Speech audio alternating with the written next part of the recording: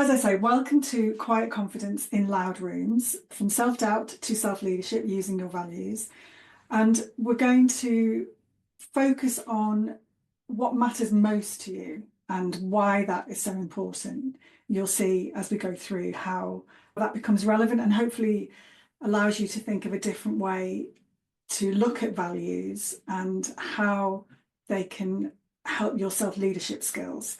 So you're in the right place. So to check that this is for you, if you are capable, thoughtful, and often experienced person, but you find you're always overthinking before you speak or share your opinions. You may appear confident. People think that you're very confident and in control, but inside you feel that you're second guessing yourself and you're full of self-doubt. If you've ever left a meeting and replayed that one sentence over and over like it's some disaster film, I think most people recognise that at some point, then that is something that you can rely on as an indicator that this work will help you. And if you're tired of the usual confidence tips and you want something that lasts, that's a bit deeper, that is something that you can rely on and use practically in future, then that's what we're going to look at today. So if that's you, then great, you're here. So when we talk about those kind of symptoms, if you like, the things that we feel and those emotional responses to situations, often in the workplace and leadership, but also as a leader in our communities, in our families, in our friendship groups, self-leadership is very much about knowing yourself and then being able to make decisions based on that, to stand your ground when you need to, be able to stand back and allow other people to go forward when you need to, and being able to rationalise that rather than it become a kind of ping pong in your head of what's right to do and what's not right to do. So what you find is what's usually happening behind the scenes in these situations is a build up towards decision fatigue. That sense of, that mental exhaustion that's caused by constantly questioning who you are or how, fit you are for this position or this situation. So where often, when people talk about imposter syndrome, that constant kind of backwards and forwards and second guessing is mentally exhausting. So that decision fatigue really creeps up on us. The next thing that I talk about a lot is emotional sponge syndrome, where particularly if you've got high empathy and or you are neurodivergent, it's particularly common in people with ADHD and autism. You find that you are an emotional sponge. You soak up the atmosphere around you, the people around you, the behaviours, that you will go away from it caring about it, worrying about it, trying to fix it, when other people don't seem to be affected by it in the same way. And again, that becomes overwhelming and leads you into more and more difficult situations. Ask me how I know that. A little bit more on that later. If you're replaying conversations, that's the result of that self-doubt, that you ruminate constantly on it. So we go backwards and forwards and we look at how did a meeting go? You had a strategy all worked out, and then in that meeting, somebody threw a curveball and you felt undermined. And instead of being able to stand your ground, even when you knew you were right, you didn't do it. And afterwards, you replay that conversation and imagine how it could have gone. And the other thing that happens as a result is a lot of what I call guilt calendars. You say yes a lot when you mean no. So you're saying yes to meetings that you know are irrelevant to you, or that someone's asking you for support and that's the reason that you're being asked to go. Saying yes to even nights out or events with certain friends that you don't feel comfortable with anymore. So lots of ways that this shows up. And if you're doing these things over time, like now and again, when we do these things, it doesn't really matter. It's a short-term impact and discomfort.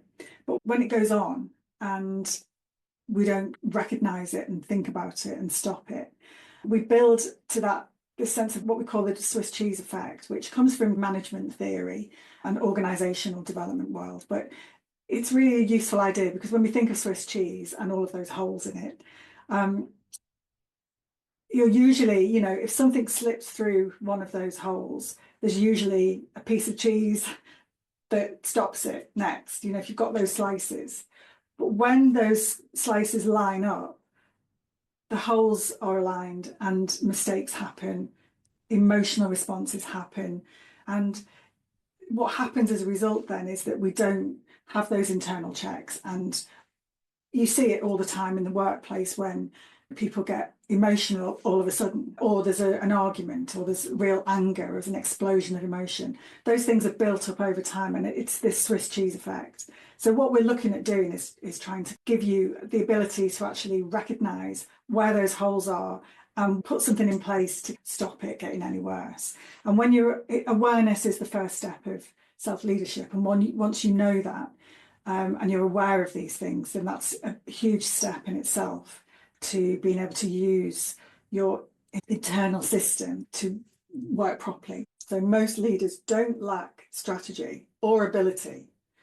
They lack values clarity, because our values clarity is what guides us. It's our personal compass, our personal GPS, you know, like you've got your Google Maps, and we look at that and we know where we're going. And if we take a wrong turn, we can press recenter and get back to where we started. It's having that knowledge, but about yourself and how you respond, that's really important. So today I'm going to show you why naming what matters most changes everything, and how to begin that process. So not by becoming louder to offset the other loud voices around you or the strong personalities. We're not chasing charisma or executive presence. We're not trying to be louder, we're building certainty. And by the end, you'll have a really simple way to return to calm authority without becoming harder, without becoming sharper or someone you're not. And that's what I call quiet confidence. What this creates, and obviously the name of my business is the Values Fingerprint. Do you know your values? If you've got a notebook and pen, just jot down quickly off the top of your head, can you name what your top values are? What your top one value is even? And the values aren't things that we are aspiring to, that we know are good values, that are things that we should all be. Classic ones that people choose first up are things like family, kindness, peace, well-being. They're really common ones because we want it. You know, we know that they're important in our lives. But when we dig down and do the depth of work in uncovering the values, often we find that they're not our core values at all. Yes, they're important to us, but they're not the things that are driving us. And so this process that we're talking about today highlights who you are, like what your unique fingerprint is. And then you can use it. So if you think about fingerprints, to stay with that metaphor, if you look at your fingerprints, if you actually I've got pen all over my finger, but if you look at your fingers, we know that our fingerprints are completely unique, and they leave a mark everywhere. So what we touch, imagine that you've got your mug or your glass of water in your hand, you touch that and you leave your fingerprint on it. It shows in how you touch other people, in how you touch, metaphorically, your work.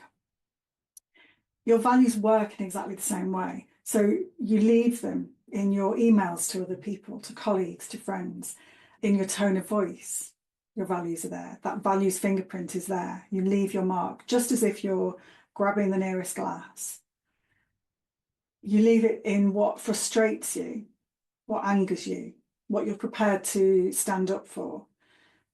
It shows up in what you're prepared to tolerate, what you will accept and what you won't accept.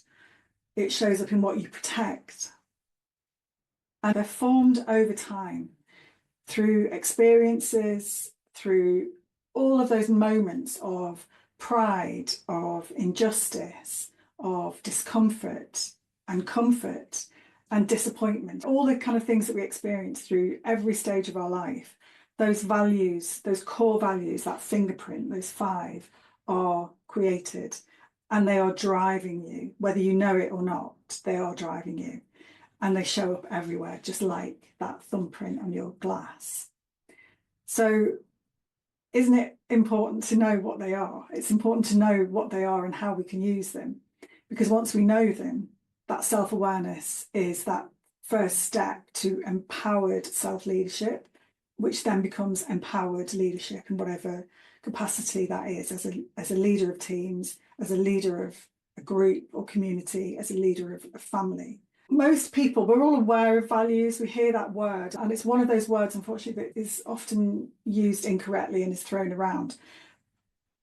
Often in a workplace scenario, if you've done those exercises, you pick values from a website, you look at a list and you pick those values.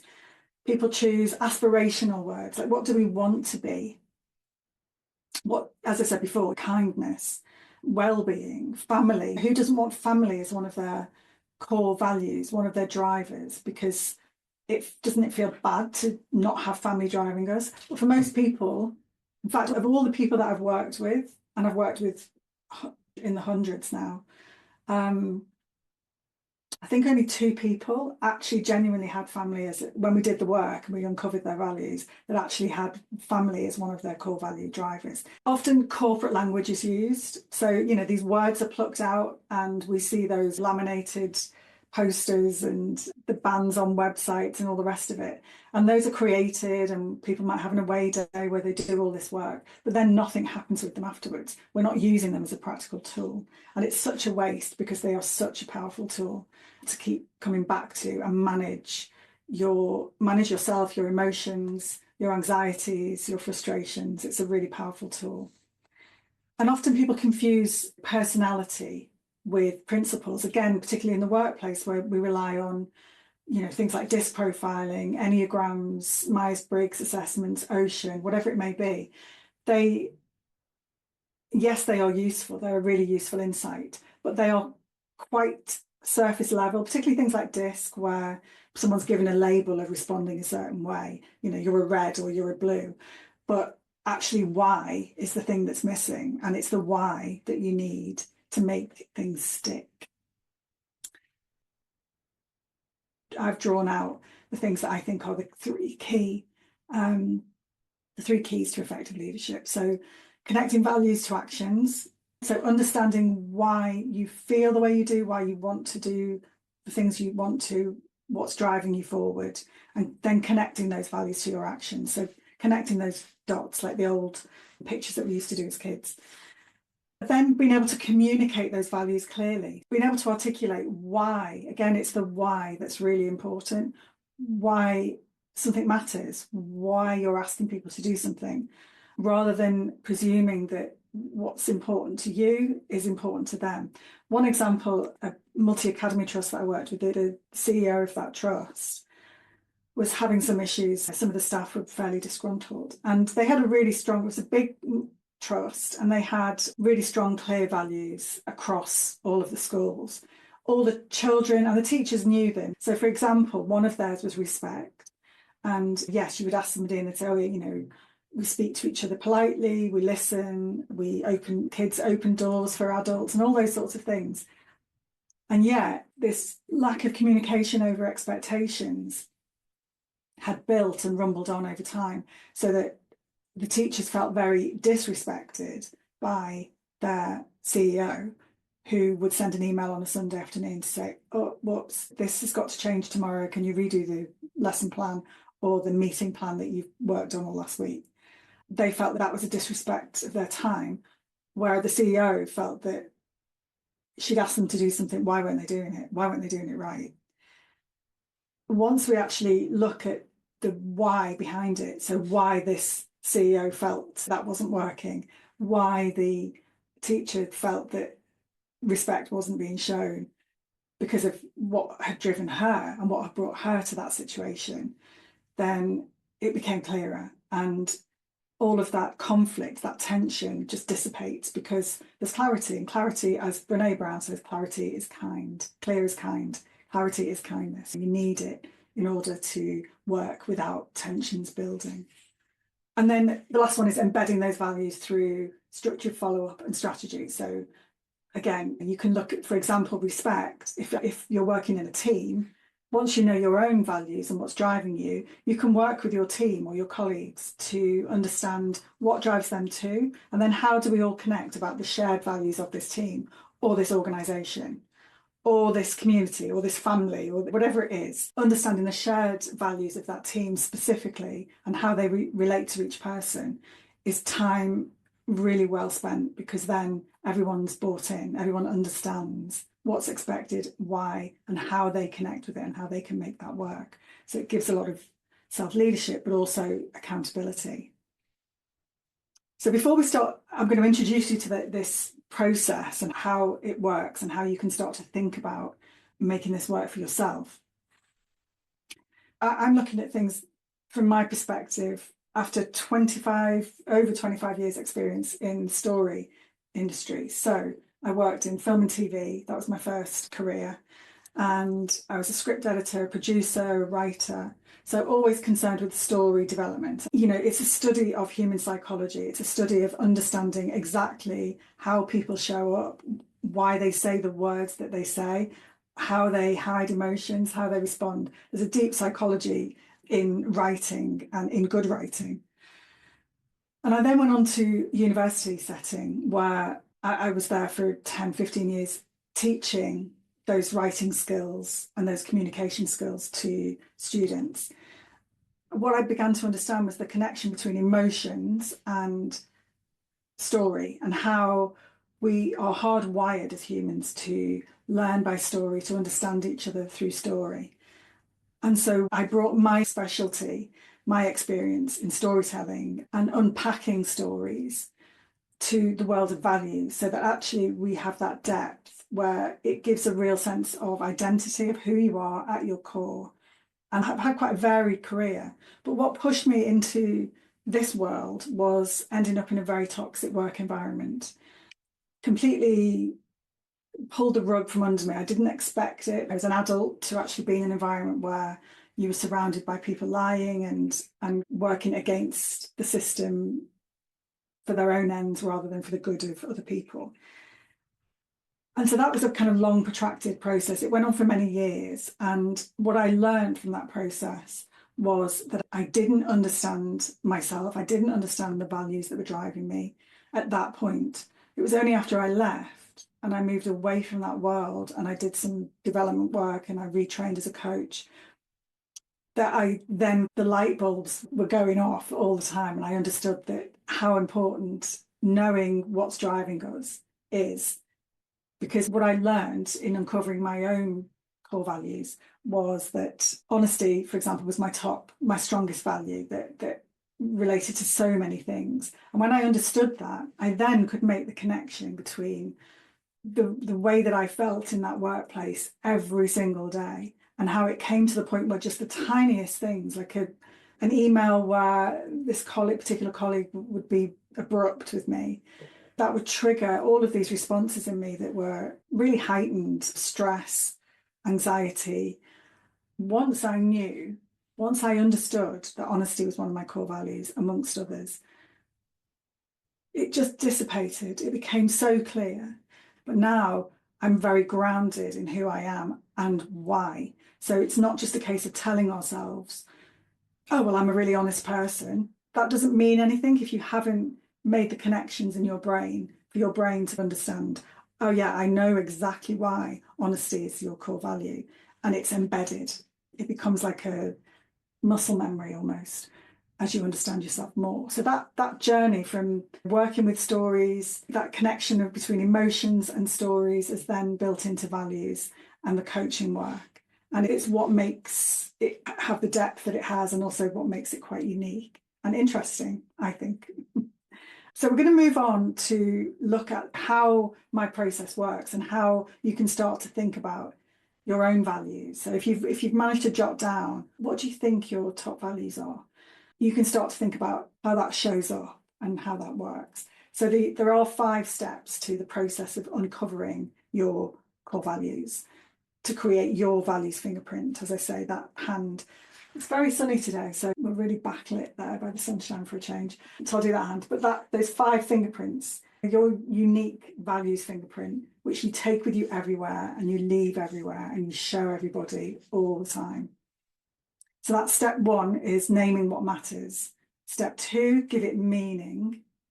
Step three, connect your stories. As I was talking about, the story connection is the part that makes it sit and stick, that you can come back to it again and again.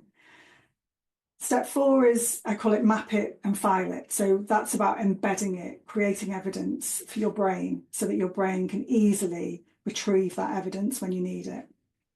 And step five, you put your values in practice. So rather than uncovering them and go, oh, great, job done, that's the end of it, we actually create tools. We actually use them in day-to-day practical ways to help in situations that we encounter that are usually or can be difficult and challenging.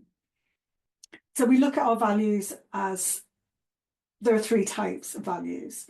The most common that we're all aware of are our personal values. And these are the things that are built on our life experience, the way that we're brought up, the things that are instilled in us by family about politeness, kindness, generosity, saving money, financial awareness, all of those sorts of things that guide the shape of our lives. But also it's the things that happen to us that shape our opinions of people, our opinions of certain activities or jobs or whatever it may be. So those personal, and they can change. So they do change and develop. A perfect example is if you become a parent, your personal values change rapidly because you suddenly have this little person that is number one the whole time. Then we have social values. So social values are the agreed values of society. The social values refer to any group. So schools have their own set of values, clubs, different communities, your book club or a certain group of friends has a set of values in the way that you work and interact with each other. A workplace does. All of those things are those socially accepted values. And then the core values are what make up our values fingerprint. So very briefly, I mean, there's a lot of research on this, but they drive us in all that we do. So like I said, that fingerprint that you leave everywhere, that you show people all the time, they are instilled in us by the age of 7, roughly. They're reflected in the choices we make, positive and negative. So there's a positive side to a value and a negative side. And it's only through working in depth on that you understand what those positives and negatives are. But we know when we're not paying attention to them. We all have that inner alarm system, that those emotional tripwires that catch us, and we respond to certain things much more strongly than we do to others. They're the indication that your core values are being touched in some way. And that's how we know.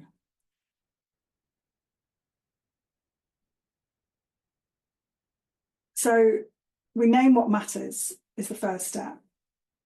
And that, as I say, that one of the problems with values is that often the naming is where the most of the time goes, and then that's job done, the end at that point. So this is about uncovering your personal actual fingerprint, not just selecting words that sound impressive or aspirational, not what your industry praises or your family might praise, but actually what matters to you and actually what's driving you.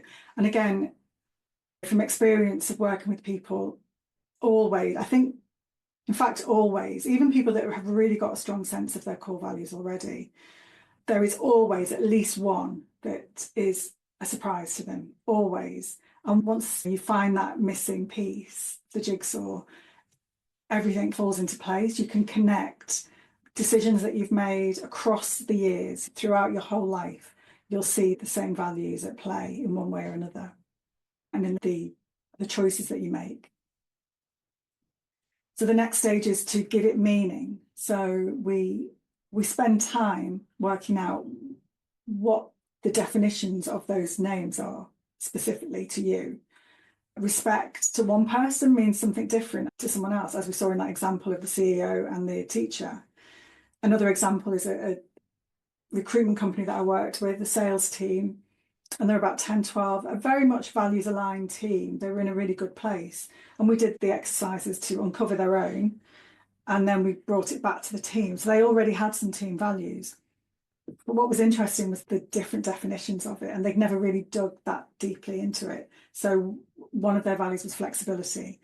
And when we did the work in groups and people were feeding back as to what flexibility means to them in that team context, it ranged from things like have the freedom to go to a dentist appointment whenever I want, to the manager, unsurprisingly, who wanted them to have the flexibility to stay late if something needed finishing. So there was a wide difference between what flexibility meant to one person as to somebody else. And it was so eye-opening. And once those things are raised and they're communicated and they're out there, then you can start to be really clear, crystal clear on what behaviours and actions you want to see in a workplace or in yourself, in your own behaviour. So talking about self-leadership first, that's what you want. So those meanings are really important.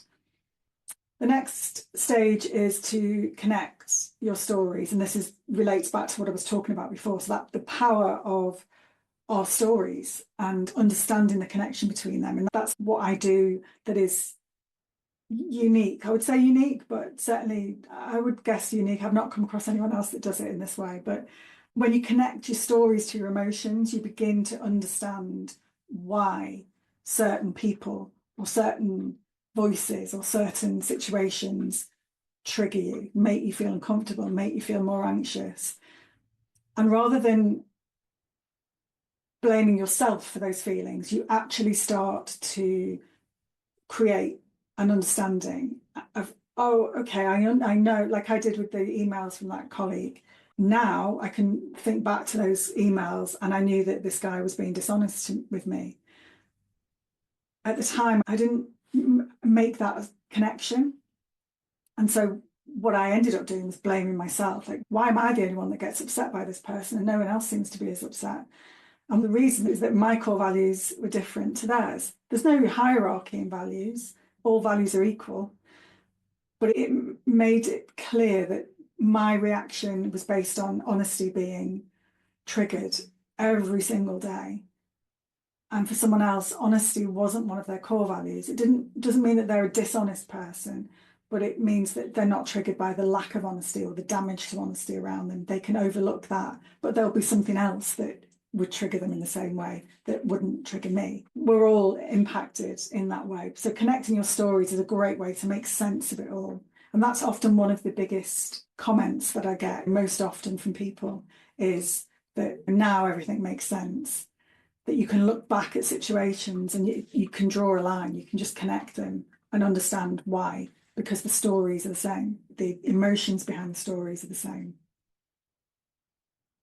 And if you can't access your values fingerprint under pressure, so knowing those words, having selected words, if there's no meaning and if there's no connection to who you are, then you can't rely on them when you actually need it. So we have a big section of the work is on collating evidence, and it creates your personal GPS. It creates that roadmap, that Google map where you can recenter at any time and you will come back to those five. The power of, in neuroscience, about giving our brains the evidence of something that is real, that's not just a made-up mantra that you grab from a book or poster on the wall, but it's actually embedded in you. And so very quickly you can learn to connect this moment and this emotional response that you're having. It could be an argument with a partner or with a teenager.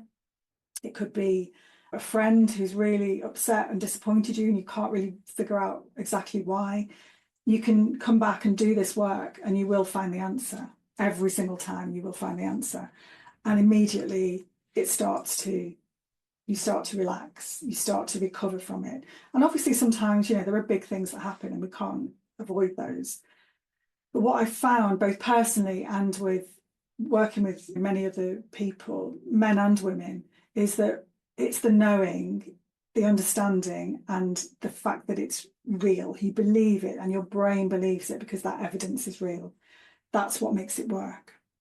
And so then you can use them. So you put them in practice, you put those values in practice throughout your life. So looking at with family, with health, there are many ways to put them in place, create boundaries that are healthy, prepare yourself for uncomfortable situations, things you know are going to be difficult. You can approach it from a values base, because you can't argue with values. You can't argue with what's driving you. When you've thought it through and you've done the work on it, it's you, it's unique. And so often you find that without values, decisions feel heavy, boundaries are blurred, frustrations build, you shrink rather than expand into situations. Your confidence becomes smaller. When you know them, your decisions accelerate. You can respond to things much more quickly and effectively. Your boundaries strengthen. Your conversations become easier. Come at a difficult conversation from a values base, explaining, this is how I am, this is how this impacts me. And it creates a little bit of difference because you're talking about values rather than the personality of the other person. So those conversations are easier. And so as a result, that quiet confidence grows. And for me, that quiet confidence is where the real power is, not the loud confidence, but that quiet confidence. You know who you are, you know why you're doing the things you're doing or asking for the thing that you want, because it's based on those values and that work that you've already done. So to give you an example of one manager, I'll call her Rachel. Obviously, I don't want to give anyone's names away. She got a new role within an organisation where she was doing really well, but she was put into a leadership position in a team that all knew each other and had worked together for a while. So she was the new girl, and she felt overwhelmed by imposter syndrome. She just felt like, I can't do this. They all know so much more about this than I do. She was ignoring her own knowledge and experience. She was ignoring her gut feelings about the situation, which was the reason that she'd been put in that role in the first place. So those feelings spiraled out of control, and she over-prepared things. She was over-explaining. She was doing too much because she was frightened to ask the staff in the team to actually take on some of the work, because she couldn't figure out how to explain the why behind the purpose of what they were doing and the changes that they were making. So eventually we came across each other, we did the coaching, and she then could embed her core values into her strategy for dealing with this team and dealing with the project that she was put in control of. So for her, fairness, empathy, accountability were really strong. And we could see that the reason that she was feeling so stressed because she had all of the accountability and the team had none at that point. So she had to learn how to share that accountability. And that was done through really clear communication about what she wanted, why they were doing this, getting their thoughts on it, how they could improve it from their experience and their points of view. Her empathy was high. And so she felt bad for this new team where someone had come in, they'd had lots of changes over previous months. And so she felt bad. And so again, that was holding her back rather than recognizing, okay, what I'll do with that empathy is implement the changes with empathy, use it to implement the changes in a really clear, kind, thoughtful way that's going to help everybody. So it's just understanding that's driving you and then being able to use it as a tool practically to embed it in the work that you're doing. And the team became really successful, and the project that she was in charge of was a huge success. So it really works. You get that connection between why you're feeling unsure and you're questioning and you're overwhelmed and you have that decision fatigue, and you're keeping quiet. You don't want to expand and be the confident person that you know you are in that role. You go from that and you connect those 5 core values. You connect those values that you've done all the work on in order to create the joining, really, of your brain and your heart. You're aligned as one, so you can listen to that gut instinct and trust it because you know where it's coming from rather than doubting it. And then on that practical point, as I just explained, once you've got those values, once you understand those core values, it then relates directly into your own personal purpose in the role or the situation that you're in, the choices that you make about what you want to do next, what's your next role, how you're going to manage this team or this project. And then further into the actual strategy. So how you can then have a values-led strategy in how you deal with people with clarity and with certainty and with that quiet confidence. So knowing those values, working out how they interact, how those cogs interact and they work with each other, means that you impact your well-being, your relationships, your work, your energy, because that mental energy, that exhaustion dissipates. Your rest, being able to prioritize self-care, your boundaries, so being able to say no to the things that you really want to say no to and have a reason to do it. Being able to make your decisions clearly and more quickly, aligned with the values, knowing that you have that strong foundation from which to move forward. And also your sense of fun. So let's not forget all of these serious things, but actually when you know who you are and you have those values and you know how you're living them, when you're putting them into practice, when you're using them in your strategy, you have free headspace to actually have fun, to actually enjoy things a little bit more and not be so serious about or stressed or ruminate over things that you don't need to. So the values fingerprint is that personal map of meaning. And as I said, it's structured, it's guided, it's not flimsy, it's not abstract and inspirational. It's a true reflection of who you are that is completely unique. And so once you've done the work, you've got it forever because those core values don't change. So you have your own personal GPS, you have your own guidebook on who you are and how you respond to certain things. And it just helps you then guide yourself towards and away from the things that are damaging, potentially, are going to cause emotional triggers for you. And it works. It's very powerful. Obviously, at the beginning, I talked about this is what I do in coaching and training primarily. But what I've now been able to do, thankfully, is create a do-it-yourself version. So it's not such a huge ask to actually get people into the coaching program over time. But if it's something that you're interested in knowing for yourself, whether it's personally in your relationships, you're at a stage in life where you want to know what's next and who you are and why you're feeling certain things. I know I certainly went through that when I came out of that toxic environment thinking, okay, I've got all this success behind me, but now what, you know? So once you're in that situation, you need something that's real and that is guiding you. This is you, it's built on you and who you are and your core, and the evidence is built throughout your life, throughout all of your interactions and experiences. It's huge. But now we're actually being able to put together a DIY version that you can do yourself. So you get a 30-minute video, which breaks down into those 5 steps that I talked about earlier. So you are able to work through it at your own pace, pause the video to do the work and the tasks in order to uncover those values. So taking you through that whole system. You get a workbook with it, so you can use that with prompts and a reminder of the questions and tasks and tips and strategy for once you've got those values and how to use them and implement them in your daily life. You get all of the worksheets and those practical tools. You also get an audio version of the course so that you can listen to it while you're on a walk. You can go over it because there's a lot. I always put a lot of content into my workshops online because I want it to be worth your while, but you will need to go over it again. There'll be lots of ideas that I've thrown at you today that you'll think, well, hang on, what did she say about that again? And you can go over it again. You can work out what matters most to you, what your core values are at your own pace, in your own time, and you keep that package for life.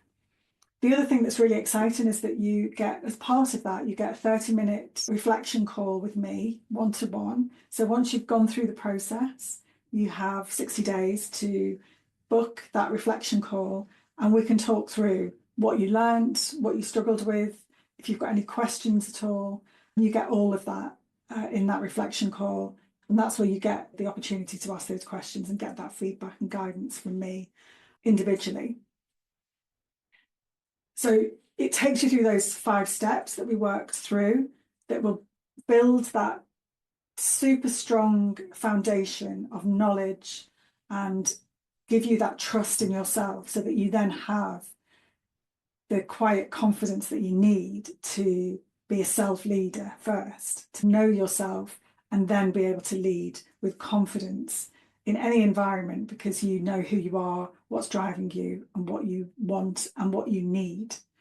So that's the QR code that takes you through to the page where you can find out everything about what matters most, the DIY version of my core values discovery. It's a unique, completely unique process. And this gives you the core process, those 5 steps that you can work through. It's only £97. So go from the QR code, have a look at the page. It gives you all of the details. It will go over some of the points that I've made today. There's some great testimonials on there from people that have done the process before. So you'll get a sense of, is this the right thing for me? Is it something that I want to treat myself to really uncover who I am and be able to use this unique story process to connect with who you are, what matters most, what your values fingerprint is, have that for life. You take that away, you use it in any situation you can come back to whenever you want, because you will have done all of the work and you create that file of evidence that you can come back to at any point. I still do it now, you know, I mean, obviously I'm working with values all the time, so it's really easy for me to get to think about it. But I often, when a situation comes up that I realise after 3 or 4 days I'm still brewing on something and feeling stressed about something, I'll take myself off, and it usually takes about 10 minutes to look at all the meaning. I'm looking up because I have mine up on the wall above my desk. So I look at all of the meanings and I work through, and really quickly I can spot exactly the reason why I feel so triggered. And once you've got that, your brain just goes, okay, we can be quiet now. We know the answer. Thanks very much. Let's move on from this situation. And you move on from it. And there are lots of the people that I've worked with who have moved on from some quite traumatic situations in the same way. It's a very powerful tool. That's the end of the presentation today. So I hope that you have learned something. I hope you've gathered some new information and a new perspective on values and how powerful they are and what they can actually do for you. As I say, use that QR code. That will take you directly to the page with all of the details where you can get this DIY version of my unique process for creating your own values fingerprint for just £97. And you get that 30-minute one-to-one reflection call with me as well. You'll be able to do this work and have something really solid, evidence-based, that you can use again and again in lots of different ways, in lots of different formats, whenever you need it. Okay. Thank you very much. I shall stop the share. I've also put the link in the chat for you as well. So that's another way that you can access it. I can't oversell it in terms of how powerful it is and the impact that it's had on so many people in dealing with those, you know, things like imposter syndrome and anxiety and trying to survive a toxic environment where you're questioning yourself, building those leadership skills. It's a really powerful source. So I hope that you've enjoyed that and found it useful. Take care, and I'll see you again soon. Thank you.